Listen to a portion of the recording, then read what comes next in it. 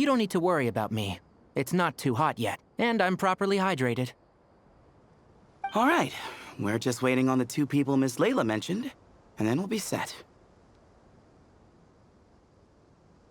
He's staying behind. If we don't make it back after a certain time, he'll be in charge of rescue operations. Oh, and Cyrus said he'll be in Aru Village, so he's also available if we need help. Haha! Amazing! Having people to watch our back is making Paimon a lot less nervous. Yeah, I did. After hearing about what happened, my advisor gave me some time off to rest. So, my studies are on hold for now. Yes, but I was only allowed to come after I mentioned that General Mahamatra would be there too. Being skilled with words also means being a good listener. Thing is, our scribe and our renowned architect are here at last.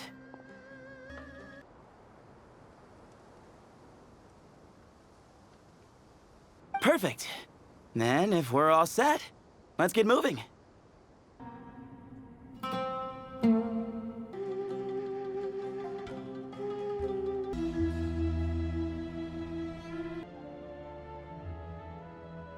To your point, there's just one problem, though.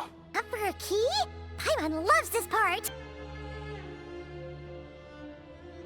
Marak, this isn't really your old home, is it? No idea what that means, but Marak does sound pretty happy. Well, with Marak leading the way, we should be safe, right?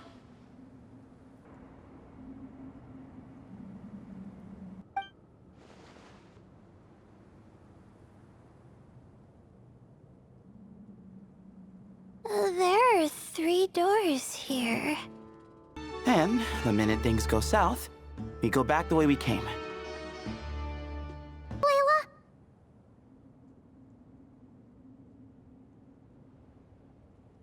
No, sorry. To be honest, nothing about this experience feels familiar. Besides, my focus is the stars, so I don't spend a lot of time exploring ancient ruins. Okay. Wow, what a tall ceiling. Yeah. For such a big place, it's so empty. Like no one ever lived here. Now that you mention it, I've heard some people used to draw star maps on their vaulted ceilings.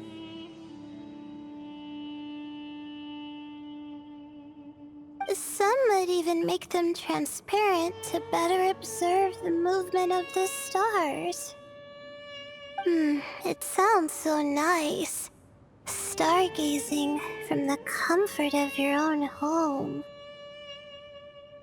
Wait a second. I think I see something up there. Huh? How is Paimon supposed to do that? Oh, right. Flying. Duh. Alright. Okay. So, there's nothing super special up there. Just a couple of shelves, tables, jars, and scrolls. And a whole bunch of dust, dirt, and sand. You really want to search through all that stuff? Come on then, let's see what we've got. Paimon's hoping for something super valuable. Thanks. I'll stick close. I think that's everything. Most of the documents are in the ancient desert script, except these ones. These seem old as well, but the handwriting makes them stand out. Right! Let's arrange them in chronological order before we read through. Okay, now let's take a look. Maybe this person fell in by accident, like Mr. Jur and me. Yeah, maybe. But they don't sound super worried about their situation. An optimist, huh? I wish I could be that sort of person. That's right! You're detailed, and passionate. Great qualities for an adventuring buddy. This Optimist seems super obsessed with exploring every corner of this place. That could have gotten them in big trouble for all we know. Well, I appreciate the compliment. It's almost magical how words like that can make you feel like you can do anything. I only wish that magic could last a little longer. Until I figure out my new study topic, at least. Oh, looks like you were spot on, Paimon. See? Told ya! That's what happens when you don't think things through. And all this talk about seniors and juniors, he was a student just like you, Layla. Whew, he sure talks a big talk for a student, though. You'd think he was some kind of old scholar instead. Huh. What is it? Did Paimon say something wrong? No, not at all. I was just thinking, and this might sound rude, but the way this person speaks is just so... you noticed too. I mean, it's good that he helped treat his companion's wound, but it didn't seem like it was out of kindness. More like he was looking out for his own self-interest, or thought he could get something out of it. I don't know. Maybe I'm reading too much into it. Actually, I find Paimon's approach quite sensible. It makes sense from a safety perspective, too. That way, if anyone came to the rescue, the notes would be able to tell them everything they needed to know. Whoa! That's genius-level thinking! Well, I learned that from Madame Farazan, actually. I'm not speaking from personal experience or anything. Oh, no! I'm just a student. Whoa! Hang on! That's a lot of information. Paimon needs a moment to take this in. The Ibis King. So... did this person actually meet the Ibis King here? Sorry. Who? Jeez, not again! Stop teasing her, Traveler! You know she was asking about Nefer. Anyway, Nefer's, a friend of ours. And she's mentioned the Ibis King before, but not in much detail. Oh, I see. Well, that's not too surprising. Most people in Sumeru know about King Deshret, and most in the academia have at least some knowledge on the 7 pillars. Legend has it, King Deshret ruled the desert at the head of several wise retainers, guiding their people to pursue the limits of wisdom. He also left behind treasures for future generations, which continue to be relevant in nearly every research discipline. And now, this message indicates this student and his senior were rescued by the Ibis King. But to think it's possible to meet him in a place like this... We don't know when these notes were written, but didn't the 7 pillars disappear a long time ago? I'm not sure. Let's keep reading. Oh, this is the last page. There's even a signature at the end. Well, sounds like they made it out. Guess it was a happy ending after all.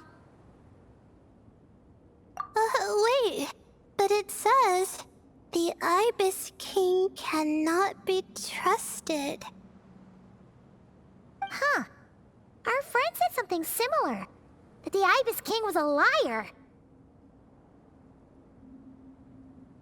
And the notes did make it seem like something wasn't quite right with him. Maybe he wasn't one of the 7 pillars at all, but some kind of con artist.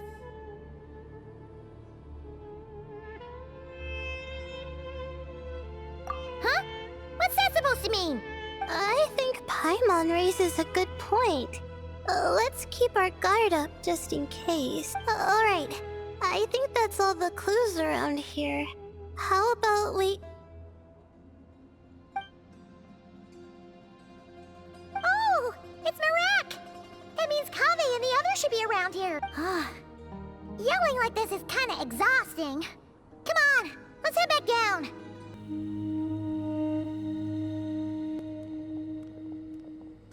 Wow, Yeah, what a coincidence.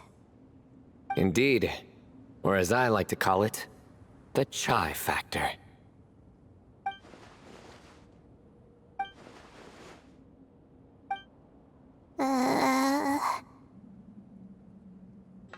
Well, looks like everyone made it through unscathed.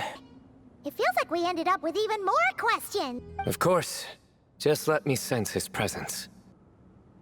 Esteemed cat, sir?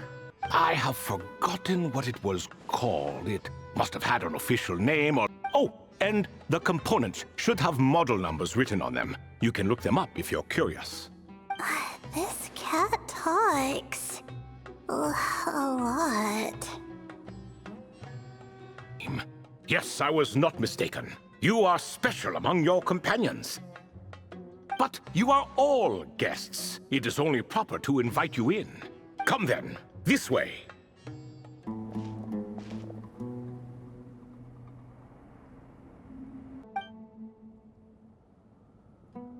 Oh, your house sure is spacious, Lord Ibis King. Such adorable creatures, aren't they? Take the one I'm borrowing here, for instance. A chubby fellow with such lovely fur. Treasure, you say? Not an inaccurate description. Gifts inaccessible to the masses. The only requirement is answering a question. Not a bad deal, yes? Of course, my questions were given unto me by King Deshret, who in turn received them from the Mistress of Flowers. There are 3 and no more. What obliterates love and hate? Another who understands. After being imprisoned within Aru, I could, on occasion, take the form of a cat to converse with those around me. But I despised speaking to them. Now, humans like you who stumble in here from time to time, you are much more interested. The 3 questions you just mentioned? What are they for, exactly? Ah, that is a story that begins with King Deshret. Alas, that's just who Al-Ahmar was. There was nothing we could do about that. In the end, life grew unbearable for our king. But, of course, those who remain must continue to live on. So it was then that King Deshret had Kroko, Goti, and I locked up within Aru, where we remain to this day. Ah, of course. You're more familiar with their full names. Sobek, the Crocodile King, and Hereshef, the Goat King.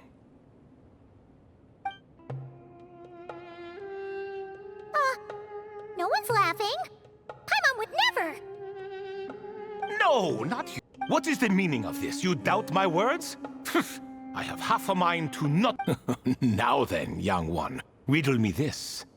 Did their answers point to this fate? Or was it the power I bestowed upon... I'm just an observer who doesn't understand their circumstances, so I can't answer. A clever reply. I do not wish to comment either. It is all in the past at this point. Or perhaps you're just not ready to include her in the story.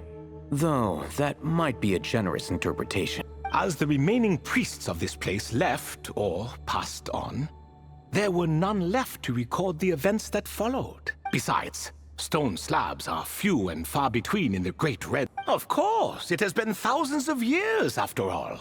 All sorts of people have stumbled upon this place, but I only chose the special one. The author of those notes we found? The student named Zondik? Ah, yes, I think that was his name. Oh, he turned you down? Did he give a reason? Yes. So, does that mean his companion wasn't a descendant of Tula? Oh no, that part was true. The lie was in the other half. Anyone can enter or exit this place. There are no restrictions. I saw that his companion was exhausted and was concerned Sandik might leave him behind. Or worse, that some other accident might befall him. So I made up an excuse to prevent Sandik from going a step too far. Oh, and speaking of, Sandik's companion had the same blue hair and pointed ears as you. Wait, does that mean Layla's also a descendant of Tula? Indeed. When Hermanubis founded that city, he took in many who had nowhere else to go. So the person you protected could have been my ancestor. Yes, yes. You're very welcome for that. Could I ask another question, Lord Ibis King? Of course. I have nothing but time, I'm afraid. Did you also save me and a man named Jur? I did. You two were quite unlucky bumping into a device King Deshret once used to measure human brain power. That contact caused more knowledge than you could handle to flood into your minds. So I replaced that knowledge with simpler, repetitive information. Of course, the side effect being the same thought repeating over and over again in your mind, but that should resolve itself in time. How many moons are there in the sky? Yes, that was the phrase I used in your head. I forgot the other one, though. I believe it had something to do with food. Both were spur-of-the-moment decisions, so no need to dwell on the meaning too much. Oh, I see. Thank you, Lord Ibis King. As I said, young one, you are most welcome. If you're inclined to return the favor, perhaps you could turn off that device so no one else can trigger it? There's only so much a cat's paw can do, so I'm afraid this is something I must leave to you. Or Marak, I suppose. For that reason, the gifts of bygone eras, be they tied to your blood or technological in nature, are not to be revered. They are Oh, are you talking to the Goat King again? I suppose so. All right then. Time for me to extend, but that is for me to reckon with. Go on now. The sincerest apologies for keeping you waiting, Professor Cyrus. Nope. It went way smoother than we expected, actually. If you've read the work from the Vahumana Dashan, you would know that the Ibis King is, well, let's call it a mixed record. Perhaps he softened up a bit in his old age, and that's why he chose to help you. Yeah, I never expected to learn about my ancestry. I've always thought of myself as just an ordinary student. I never would have even considered something like that could be true. Come to think of it, our ancestors might even have been friends at some point. Huh? You're right. Maybe I should take a trip back home to see if I can find any records about that. It's fine. My advisor gave me a break, and I still have a few days left, so...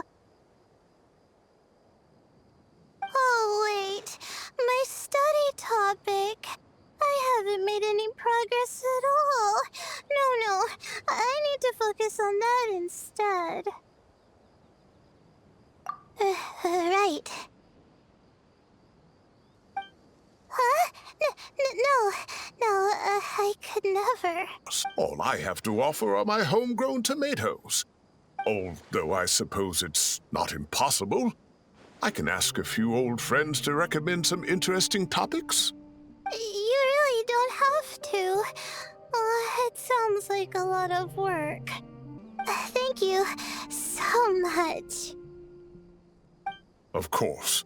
Now it's getting late, and you all must be tired.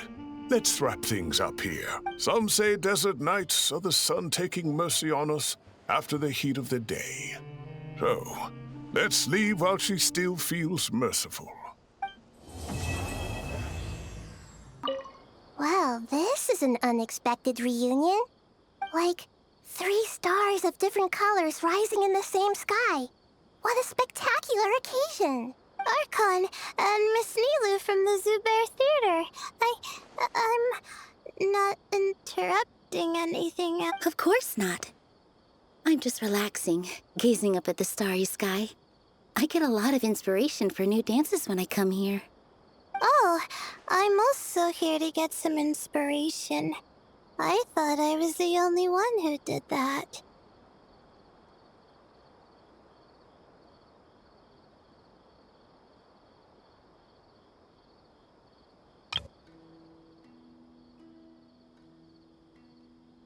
Of course, the inspiration I need has to do with my studies. Well, we might be searching for different things, but in the end, we're both just waiting for that spark to strike. But this time, it wasn't inspiration, but Lesser Lord Kusanali who came knocking instead. How do you know I'm not here searching for that same spark? We must innovate after all, even in dreams. Here, I brought some candied ajilenak nuts. May they bring us all sweet dreams.